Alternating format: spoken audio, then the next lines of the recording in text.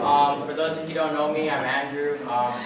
Second year, I'm gonna be kind of phasing into Dean's job. Yeah, so as you know, this is health and homelessness. As far as service goes, most of you should hopefully have logged in some hours by now, if not signed up to do something. This weekend we have NCTA down at Mount Vernon, also coming up on May 25th. So if you're not signed up for that and you want to be, Actually, I think it's May 16th, not May 25th, for next year. Okay. Yeah. It's the Are we third doing- Saturday, yeah. it's the third Saturday of every month, and we're gonna try to stay with that schedule, except in June, we're probably gonna skip June just because it's a busy time. But it's actually, that May 25th date is May 16th. Yeah. Alright, that's keeping. So if you're interested in that, you can either email Evelyn or Elizabeth to try and get on the schedule for that. Teeth and Toe is coming up May 8th. I think Rika can contact her if you're interested in that. Longview, April 25th, and then UGM, the sign up was due April 3rd. Maybe you can still try and find a spot if one of your friends or something doesn't want to do it anymore. If you have further questions, you could contact Brendan Lopez. And then something new that we're doing, ASDA, is doing a food bank. They're just serving food to homeless people every Tuesday. You can contact Kathy Wang if you're interested in that. As far as service hours go, that's kind of just supplemental. I mean, I think we'll still count it, but we really want you to do some clinical work also. And remember to track your hours, healthandhomelessness.com. One more thing that I snuck on there is the Samish Tribal Health Fair. Dr. Gander is actually going to be speaking. That's going to be on May 2nd. We're going to be doing a teeth and toes like event. Right now we're just at teeth stage, but we're trying to get toes in there as well.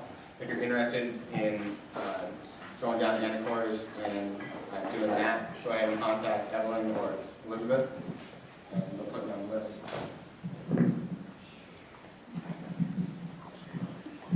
Yeah, so healthandhomelessness.com for further questions. And today we have Anthony Johnson from UGM who's going to present to us. So let's give him a warm welcome.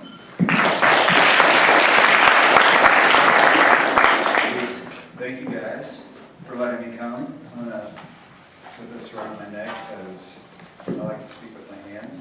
Let's see if I can actually do it. I don't know if I can do it.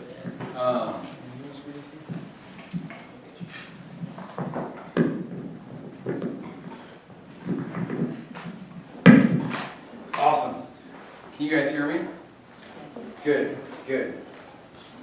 So like you said, I work at Seattle's Community Gospel Mission. So I've worked there for about 3.5, 4 years now. I first started out doing what's called search and rescue.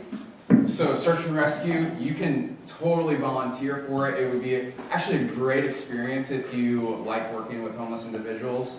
So what the mission does is we have a bunch of volunteers come. We load up a van full of materials like socks, blankets, clothes, hot chocolate, some food, and then we actually go throughout the streets of Seattle looking for homeless individuals to serve them. It's kind of a twofold mission. The first one is to meet their physical needs, right? It's kind of devastating to see someone on the side of the road that legitimately has no socks on, and that's freezing in the middle of winter. I actually remember coming up upon a guest. I was like, hey, do you want any socks? And he's like, yes, that would be awesome. And he took off his shoe, and legitimately, I'm not exaggerating in this. This was his sock. It was a piece across the fore of his foot and a piece on his heel. And that's it. Nothing on his toes, nothing actually on his heel. Like, it was just bare bones, nothing. And it was completely black. So that kind of stuff, it kind of gets you, it kind of gets at you, and that's what they do with search and rescue, is kind of meet their physical needs. But there's a second component to that, is meeting their relational needs. On the streets, it's kind of difficult to build good relationships and good friendships, and we'll be covering this a little bit more later, but that's maybe one of the reasons why they're on the streets, is because they don't have good interpersonal skills. And so we want to be able to interact with them and say, like, hey, I just want to be your friend just to be your friend. And that's the number one thing that our homeless guests on the street would say that they love about search and rescue, is like, yes, they love the physical items, but more so than that, they love just being a part of the community, that we're around them, that they get to know, that they get to have that interaction that they normally wouldn't have. So I did that for a little bit, and then after that I was a part of, it's called Nicholsville team. So there was a tent city called Nicholsville, and the city wanted to transition the people that were in that tent city, into more permanent housing. And so the mission was contracted to transition them. So I was a part of that team to do that. So we did assessments with all of the individuals living there, and then we placed some in housing. And so for the next year, we walked with those individuals in apartment living, and what it actually means to, like, get a job and, like, navigate through some of the systems that are around, like healthcare and so on and so forth. So I did that for about a year and a half, and then currently I'm in the youth services department.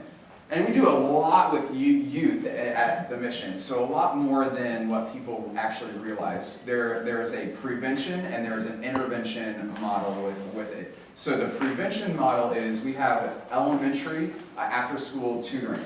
So we have 5 sites throughout the King County area where they do after-school tutoring throughout the school year. So these are kids that are way below their grade level in reading, way below their grade level in math, way below their grade level in science or anything like that. And so we have volunteers that come in that are very intentional with them on hiring those scores and hiring their abilities in that.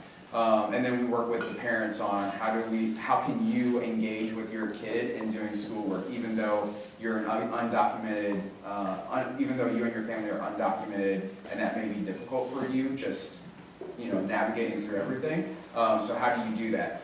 So we have that prevention model, and then we have, for our junior high school, like, we have that prevention, like some tutoring, but our main focus for high school is actually intervention. So we do outreach work for kids that are starting to get into gangs and starting to use drugs. And so we have a community center that we invite them to. We have a basketball gym, we have some volleyball clubs, and then, like, games and all that kind of stuff to just interact with them and engage on that level. Like, what does it mean to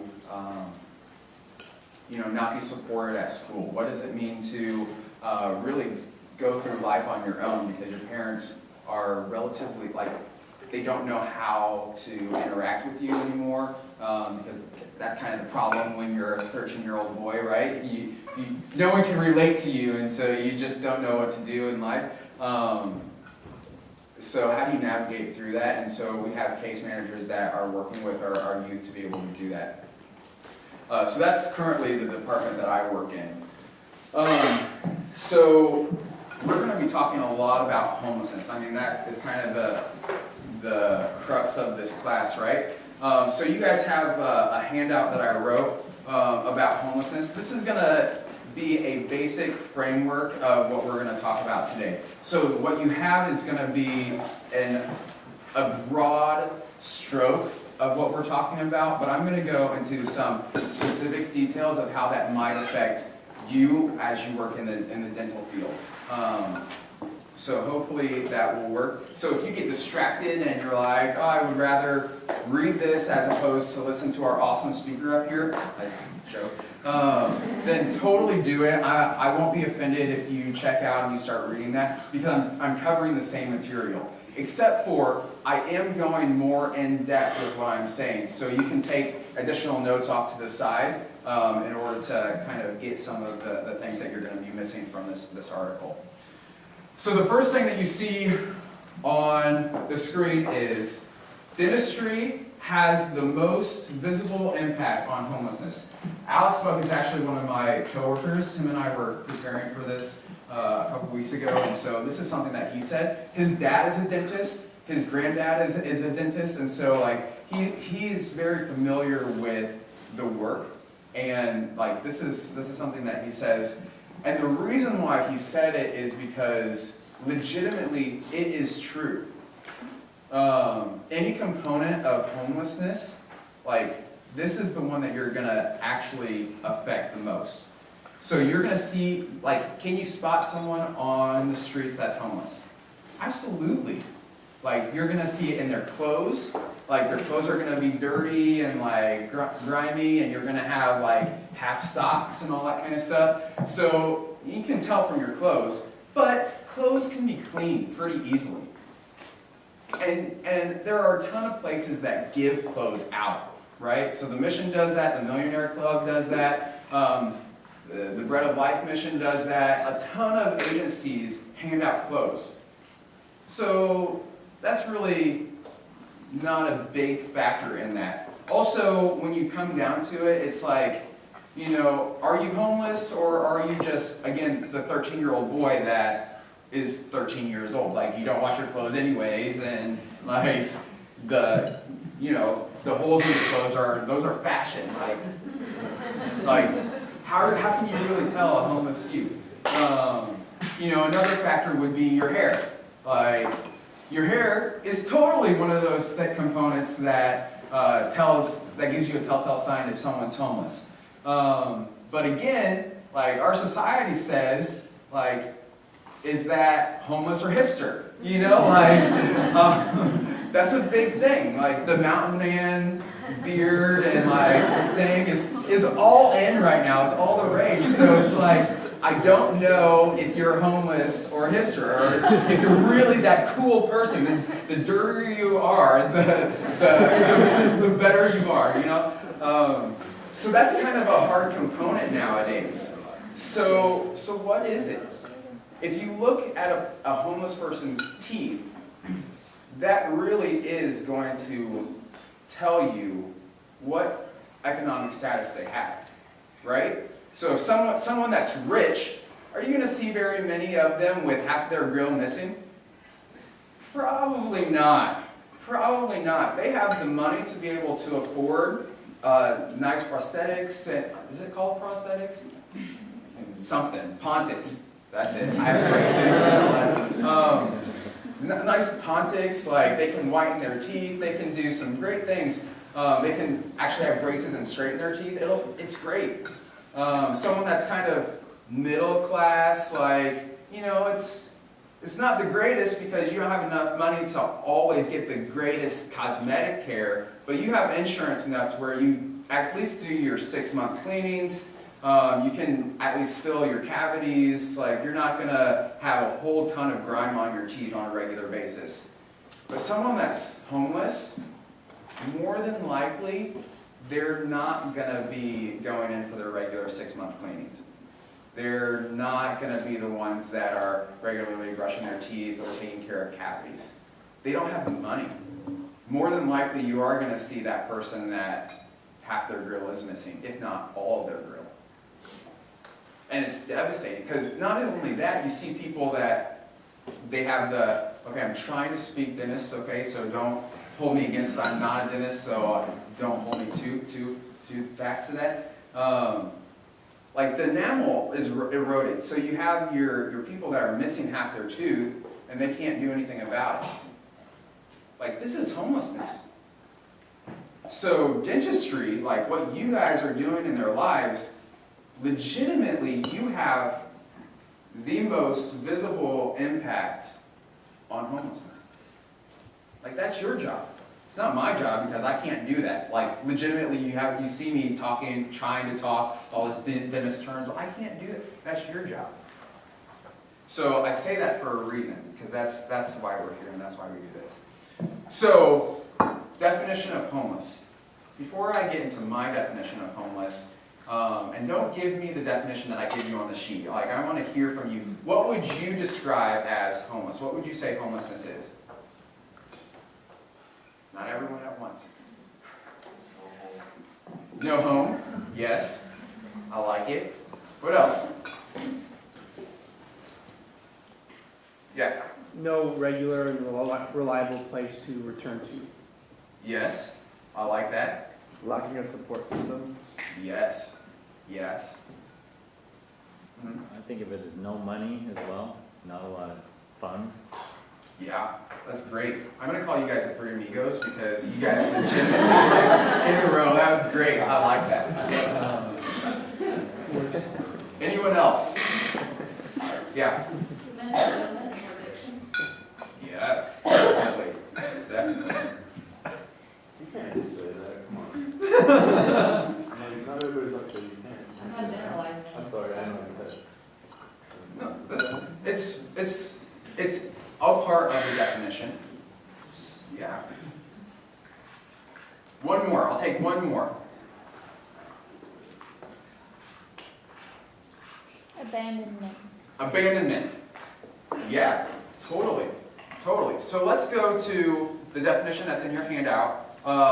Ken Crable writes this: chronic homelessness is a real-life drama about being caught among the forces of extreme poverty, a lack of access to adequate resources and services, and the experience of illness and disabilities and feelings of estrangement from self and community.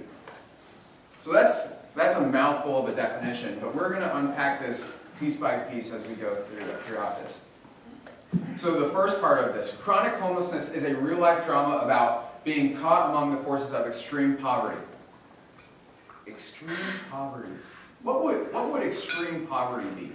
Would that be $15 a day? $10 a day? $5 a day? So there's an article that Luke Schaefer and Catherine Eden writes. This is actually in a Stanford Journal. They say that 3.5 million kids live in extreme poverty in the U.S. That doesn't include any like tax incentives or welfare stuff. That's just pure like what a family would bring in. And that's $2 a day. $2 or less a day.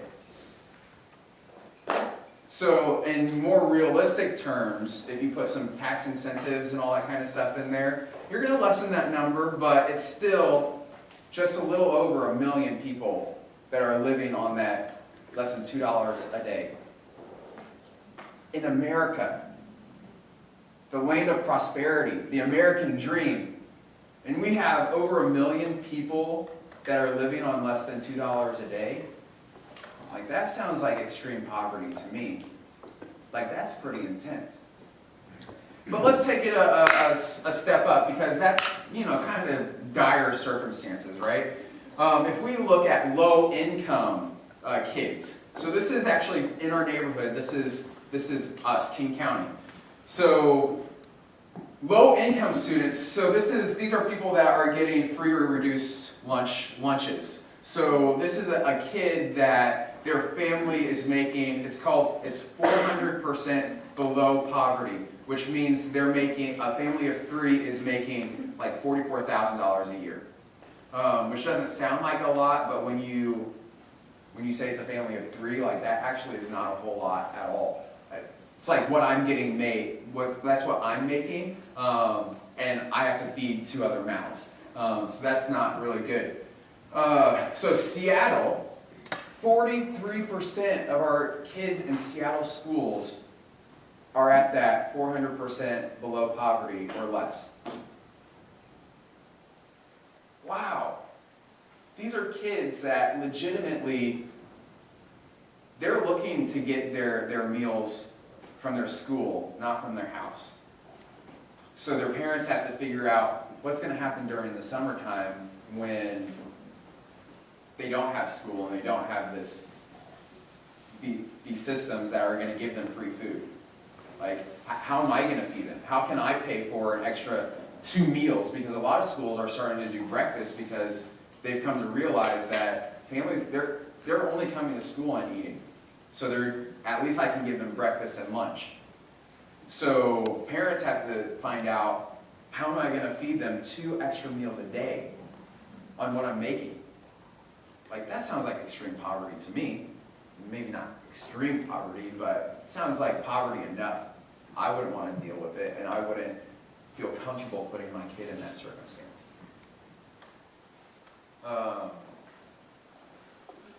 So, extreme poverty is an issue of homelessness.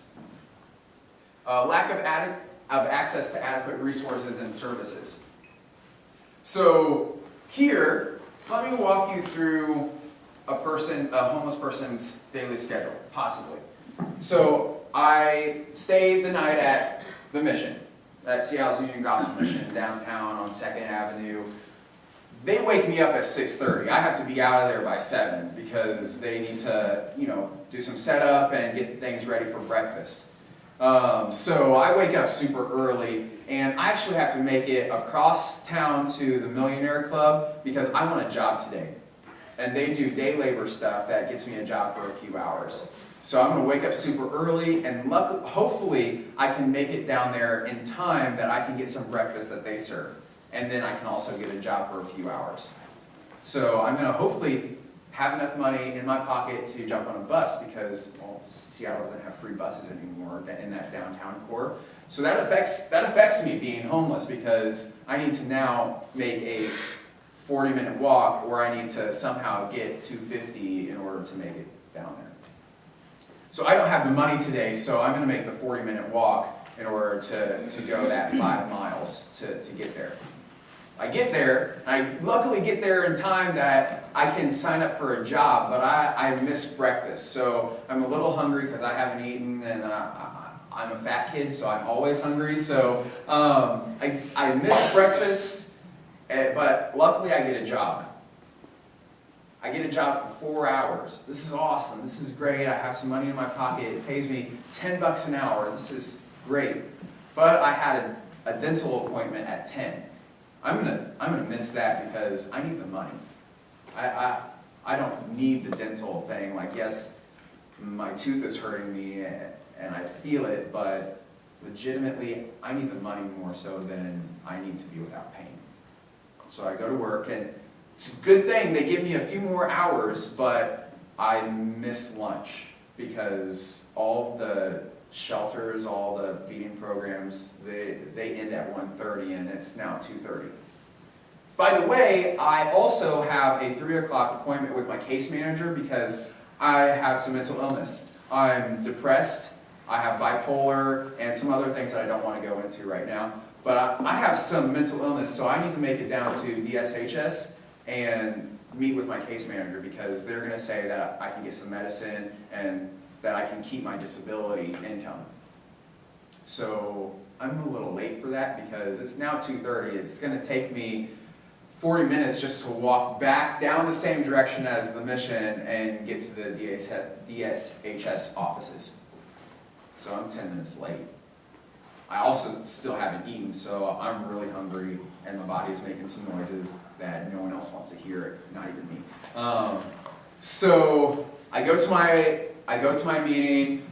My case manager's frustrated at me because I'm late, and I'm frustrated at them because they don't understand the life that I live.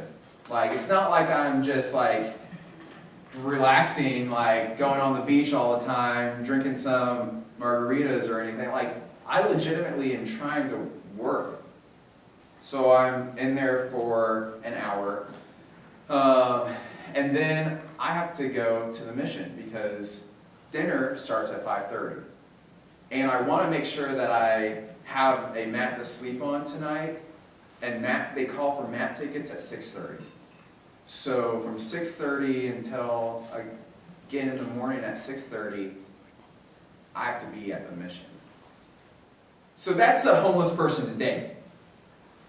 Like, if you put in there any appointments any access to dental care or health care or any additional meetings that they have to go to, just to deal with life, they have to not work. They have to not get money. They have to not try to work their way out of homelessness, because that's the life that's been handed to them. So when they're navigating through the resources and services, it's very difficult. It's extremely difficult. This isn't even talking about the fact that some of them may not be able to read. Some of them may not be able to write very well. Some of them may be from, in Seattle, there's a large Sudanese homeless population. So I don't even speak English very well, let alone being able to read all these forms and do all of this stuff. So some of the services that I may need, like healthcare, I'm not even going to be able to read your forms, let alone be able to fill it out in detail. Because you like detail, and because that helps you do your job, but I can't do that because I don't know what you're saying to me. I also want some kind of supplemental income. I want SSI, Social Security income, or SSDI, Social Security Disability income, TANF, which is cash assistance, or some kind of assistance. These forms are not that easy to fill out. I mean, granted, the government makes it a requirement that certain languages you have to have them in, but they may not have all the languages there. At least they may not have my language. We're a very diverse community here in Seattle, so that's kind of difficult to get all the languages that are represented here. So even if I am lucky enough to fill out all these forms, then I have to submit them, and most of the time, like if I'm submitting forms to get disability, most of the times when I put that in, the first time they're going to tell you no. So you have to go for a second time, because the reasoning city-wise why they would do this is because they get a lot of requests to get this supplemental income. And so if they say yes to everyone, they won't have enough money to go around in the first place. So they say no a lot of times just automatically. But the ones that they know really do need it are the ones that they're going to go forward more in it. So they have to submit it again, or they have to get legal help to submit it again and actually get approved. Well, that's another service that if I go to that's going to take me out of a day's work.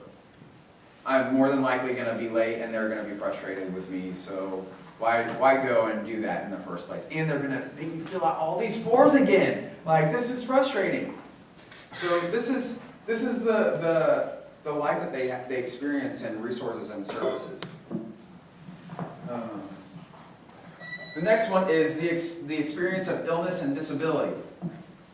Your answer, homeless do experience mental illness. That is a reality. They also experience physical disabilities, right? I mean, they're one of the favorite guests that I work with. We call them guests, but I know you guys say like clients and all that kind of stuff, so I'll probably interchange both of those. One of my favorite clients that I work with was in a wheelchair. Like, such a great like personality and everything, and he's a vet, homeless. Like that's I mean, to me that's really sad, and I won't get on my soapbox about that, but that's a real issue that we have. We have blind homeless people. I don't know how much time you guys spend downtown, but if you spend much time at all, you'll see there's this one, he's in his mid-20s. He's actually blind and deaf, partially deaf. So he walks around with a cane, and he tries to navigate around the city being homeless. He actually does a really great job at hiding some of it, but if you interact with him at all, you could definitely tell that he is visibly homeless. And then feelings of estrangement from self. So we all have days where we're frustrated at ourselves. You know, not every day, but there's some days where we're like, oh, I could have done better on that assignment, or I could have done better on that work thing, or I could have done this, or I could have done that.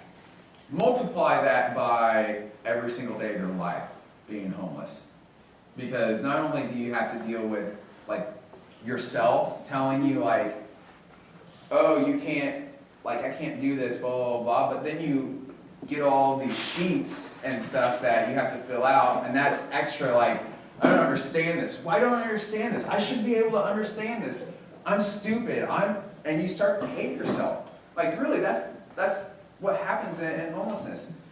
Not even to mention some of the mental illness that comes in along with that, where if you're like kind of bipolar, have some anxiety, then legitimately you have these voices that are speaking in the back of your mind, like, what's going on here? Like, are they really here for you? Or are they against you? Like, you should lash out at them. So, I don't know, I can't remember the title of this, I apologize for this, but Anderson Cooper, he's on CNN, he's one of those like really attractive, like cool guys, but he's not like hipster or homeless, which I don't get that because it's not our culture now, but he's like super cool. He actually went a day with headphones on where it's these guys speaking in the back of his ear where it's like, why are you doing that? Why are they saying that? Is that really a good thing? Like, you can't do that, you're stupid, I hate you. And like, all these voices. And so listen to that, because he says that dramatically affected his day and what he could and could not do. That's what's happening with our homeless individuals. That's what's going on in their life. And so, like, there is an estrangement from themselves in that, and an estrangement from community. Let's bring this to the practical in your guys' field in dental stuff. So again, I'm not a dentist, but Alex, his dad is a dentist, and I won't say his dad's name, and please don't tell Alex this because I'll get in trouble, but his dad is not a fan of people that have poor dental hygiene. I mean, I don't know if that's your reality, because you guys are probably the good people, and you guys will be like great, and you won't have that, but Alex's dad, like, they disgust him. They're like, he's like, what are you doing with your mouth? Like, this is all, get out of my chair. Like, this is gross. So, well, if a homeless person were to sit in his chair, he would absolutely ostracize that person. He wouldn't allow them to talk, he wouldn't allow them to interact, he would legitimately do his job and then get out of there. And he would be visibly upset at them. And you can, I mean, you and I can tell when people are upset at us, and homeless people, like, to the nth degree. Like, even if you're not upset at them, they still think that you're upset at them. So, like, legitimately, they're feeling it. And they're feeling that, like, okay, they don't want anything to do with me. And that's a part of their life. Not only from the healthcare realm, but every part. The first thing, one of the first things that I say in here is, well, maybe not first thing, but on here is, they feel rejected all the time. Like, I don't know if you have ever pretended to be homeless or sat on the streets and kind of, in one way or another, was more on the homeless end of hipster. But if you've ever felt that or been in that area, people do reject you. People walk past you, you try to talk to them, they don't interact with you at all. It's kind of a humiliating life. So what's the definition of homelessness? Well, I think this is a pretty good start to it. Because I would say that you have to experience some of what it means to be homeless, or at least interact with them in order to have a more comprehensive or full view of what homelessness actually is. And that's why I would say I would suggest you do search and rescue, because that's a great like interaction point that you can see some of that stuff. So pop quiz. I love pop quizzes. You guys hate them, but I love them because I'm not in school anymore, so this is great. So how many homeless people live in substance abuse? 40%. 40%? Who else has a better number? 15. 15? Not that was a good number. I was just saying different. 15, 40? Who else? this is not very participatory. Guy in the pink shirt. 63. Are you talking drugs, alcohol, marijuana, cigarettes, over the counter? What do you? Yes, all of the above. All of the above. So probably not. This would be. It's 90% of cigarettes. Yeah, probably not cigarettes. More of your narcotics, alcohol, like things that you could go into rehab for in order, like things that you could go into rehab for. So 63 is the highest, 40, 15. I can't remember the other numbers, but I'm just going to give it to you. It's about 65%. This doesn't say numbers, but it's about 65%. So make sure you got it. What's your name? Peter. Peter. I don't like Peter for you. Joking. So Pink Peter was right. About 65% of those living on the streets have some kind of substance abuse. But the question that goes along with that is, do they live in substance abuse because they're homeless, or are they homeless because of their substance abuse? That's a big thing, because it is tough living on the streets. We saw that from our definition, right? It's tough living on the streets, so sometimes I need to do some emotional regulation in order to actually, interact with that and take care of myself and operate in normal society. Another pop quiz. How many normal people this is you, okay? Pink Peter, this is you. Kind of you, sort of, a little bit. Unless you fit in the mental illness category, which if you do, I'm sorry, because that was offensive. I'm sorry. Rewind the tape, don't talk about that. All right. So how many normal people fit in line with mental illness? 3 out of 10. 3 out of 10? 25%. Pink Peter, I'm going to call you on you for all of these. So 19. 19. Okay. Anyone else? All right. So it's about 25% of normal people have mental illness. Okay. So what about homeless individuals? Pink Peter, you want to go first? 59. 59. Okay. So they're homeless, so higher. Okay, I like it. Anyone else? Keegan. Is that your name, Keegan? Yeah, so 58. 80. There's a little competition going, so that's awesome. My three stooges, amigos, whatever.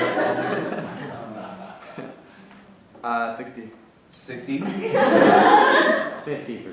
50. 85. 70. 70. All right, well, 25%. So unfortunately, Pink Peter, you lost, but he kind of cheated. So it's on the same playing level. This is interesting. Okay, how many have had jobs within the last 30 days? The percentage-wise? 20. Okay. 80. 65. Pink Peter. Full-time job? 72. What? Full-time or day job? Like it. Any kind of job. So it is about a third. About a third. So I have 5 minutes to get through a lot of material here. So let's go. Why are people homeless? I put this in your sheet, and so you can read that, but this is the answer that I say on there. Unfortunately, there is no one-size-fits-all answer to this question of why are people homeless. It's not necessarily because of substance abuse. It's not because of mental illness, because it's across the same line. It's probably because they don't have a job, but it's difficult to get a job in today's society in the first place, let alone if you actually look homeless, especially with the grill that you have. Instead, there are as many reasons for a person to be homeless as there are homeless people. So, how can I end homelessness? This is a big deal. A big deal. No. Before I get there, why are people homeless? So, I want to interact with you guys a little bit as far as you being dental people. So you dental people, not you because you guys are the good ones, but people like Alex's dad that hate gross mouths and stuff. Why would you get involved with dentistry if you hate gross mouths? I'm sorry, that's like, listen, you can tell me that answer if you know later on, and that'll be great. But you guys are gonna interact with these homeless people, or I actually hope that you would. I hope that you guys have that as a part of your philosophy.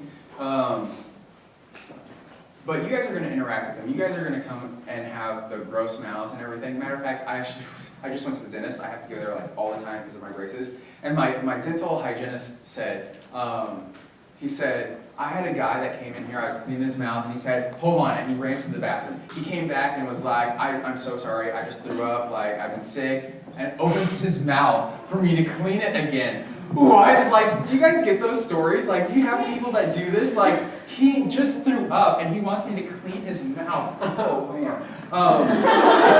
Anyways, so you guys are going to have people that do this. If not maybe that, you're going to have people that come in with alcohol on their breath, or they're going to legitimately look homeless. They're going to have no teeth in their mouths. It's going to be all this. So you guys have to do some hardcore internal navigating on what you're going to do in those circumstances. Because you don't want to be that jerk of a guy like Alex's dad. You don't want to be like that where you are visibly, you're visibly irritated at them. But that's not their fault. Like, legitimately, they don't have the money, they don't have the ability. They're only going to go in if it's a last resort. It's only been recent where a homeless person can actually have insurance for relatively or actually no money, which that's thanks to the government. So how are you going to interact with that? Like, you have to actually engage them, and why are you homeless? Like, why are you here? Because if you don't, then you're really going to miss the mark. You're not going to be able to connect with these people at all. You're going to say, I judge you. Like, you can't read my stuff, you can't do this, you can't be here on time, you miss your appointments, I'm going to just charge you, because that's what happens, right? You just charge them, or you like cut them from your list, you blacklist them. I know you guys have those notes, because my dentist and my orthodontist, they talk, and they're like, is he a good customer, is he not a good, is he on time, is he there, does he brush his teeth, does he not? So all these, I know you guys talk, you'll blacklist them if you don't actually engage them in their story. If you don't have a conversation with them that says like, why are you here?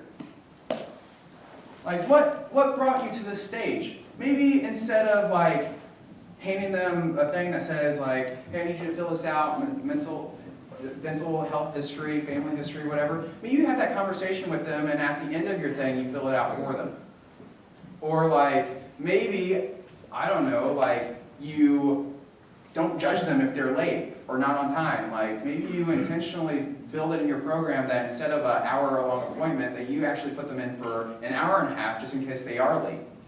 I don't know. Again, I'm not a dentist, so I don't know how it all works. But make your systems actually fit them a little bit. I mean, you don't want to like give them all of it. I know I'm kind of late. You don't want to give them all of it and like not have them having a responsibility, but at the same time, it is your responsibility to make it a little easier on them.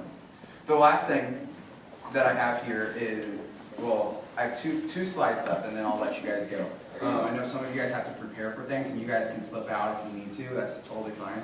But Andy Stanley, he's I know this is taboo, especially in Seattle, but he's a pastor of a mega church down in Atlanta, Georgia, and he has this principle. He says, do for one what you wish you could do for many. Carry that. Like if you're in this class, then you have some kind of heart for a homeless individual. So intentionally have it be a part of who you are, that you're going to serve at least one homeless person in your practice or in whatever you're doing. Like, make it your life's mission to do something, to go out of your way for them. Not because you can do it for everyone, because you can't, none of us can do that, but you would do it for everyone if you could, but you can do it for this one because you have the time and the resources to be able to do that. The last thing that I leave you with is, what should I do? So 2 things, philosophy. Make sure that you guys are thinking through this. What is your long-term philosophy of dealing with homeless people during your career? Like, is it making don't judge him, he needs to set up, okay? So, is it making your systems a whole lot easier that homeless people can navigate through what you do in the best way? Is it that you are making homeless youth aware that they actually need to brush their teeth? Because normal youth don't do that. I've worked with 13-year-old boys and they're like, I hate brushing my teeth. Homeless people are going to be that much more, but to the nth degree. So are you going to make it your mission to actually do some teaching on that and like spread the word? What are you going to do in your career? And the last one is action steps. What are you going to do now? Like I saw that you guys are volunteering at the Mission and Dental Clinic, which is awesome. I've seen you guys down there a couple times, and that is great. Like, thank you so much. That's great. It brings tears to my eyes. I want to cry, but I can't because I'm talking really fast. But what can you do now? Get involved. Like, you can get to know the one person. You can get to know one person on the streets. You can intentionally grab someone off the streets and say, like, you need dental care. Maybe not like that, but you can say it without saying it. Like, hey, I will give you some free dental care. Like, you can do that. Or perhaps, I know you guys are students, but like, okay, this is 3 seconds. I talked to some of the youth workers that I work with, and I just asked them, like, hey, how's the dental care within the Mission? And they said, or within the youth care, within youth. And they said, atrocious, it's awful. Like, parents aren't involved, they maybe had it at one point in their life, but not anymore. So what could you do? Maybe you could set up some kind of clinic thing at our shelter, like at our day center, and bring in like mobile chairs and mobile this and mobile that. Like, maybe you guys can set that up and actually have a day to where you can come in and do all that kind of stuff. So I know that was a lot of information. Thank you guys for listening to me. Don't hate them because they left. Like, actually hug them and say, he went over my time and you're good. Like, so thank you guys so much for your attention.